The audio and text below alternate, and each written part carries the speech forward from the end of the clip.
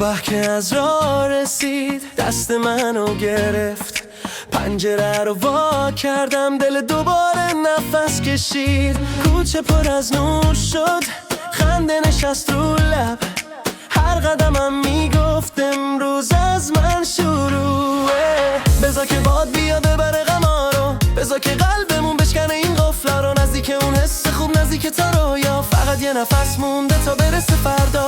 امروز روز تازه است، امروز روز تازه است. با من بیا، با من بیا تا اوج این قصه. امروز روز تازه است، امروز روز تازه است. دستامونو ول نکن، ما میسازیمش با هم. خستگی ها رد شدن مثل ابر بیقرار، روی شونه هامون دیگه جا نداره بار. اسم ما رو باد برد تا دل آفتاب، هرچی سختی بود ریخ پایین از این خواب. چشامون رو به راه، قدمامون رو به نور، همه یه ترس دیروز میرسه به انتهای دور. بذار که باد بیا ببره غما رو، بذار که قلبمون بشکنه این قفلالا رو. نزدیک اون حس خوب، نزدیک تا رویا، فقط یه نفس مونده تا برسه فردا. امروز روز تازه است، امروز روز تازه است. با من بیا، با من بیا تا اوج این قصه. امروز روز تازه است، امروز روز تازه است. دستامونو ول نکن، ما میسازیمش با هم.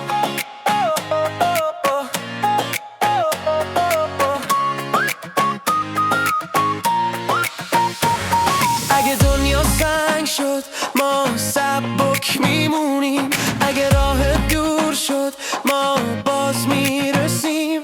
دل به دل بده تا جهان عوض شه، با همین لبخند صبح و دوباره میشه.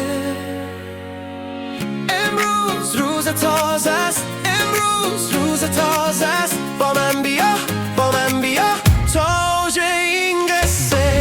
امروز روز تازه است، امروز روز تازه است. دستامونو ول نکن، ما میسازیمش با هم.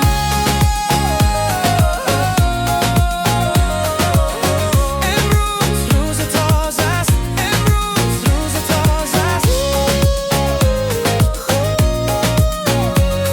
این بهترین روز برای من و تو.